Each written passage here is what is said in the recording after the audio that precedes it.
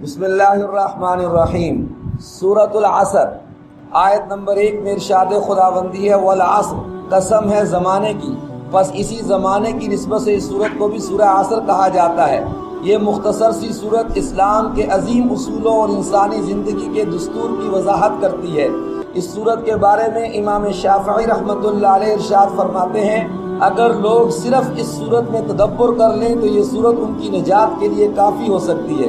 اس سورت کی ابتدا میں اللہ پاک نے زمانے کی قسم کھا کر فرمایا کہ سارے کے سارے انسان خسارے میں ہیں، چاہے وہ مادی اور ظاہری اسباب سے مالا مال ہی کیوں نہ ہو، البتہ 4 صفات سے متصف ہوں گے وہ خسارے سے بچ جائیں گے، یعنی ایمان، عمل صالح، ایک دوسرے کو حق اور صبر کی تلقین کرنے والے۔ اللہ پاک یہ عالی صفات نصیب فرمائے، عطا کر رکھی ہیں، اللہ استقامت نصیب فرمائے۔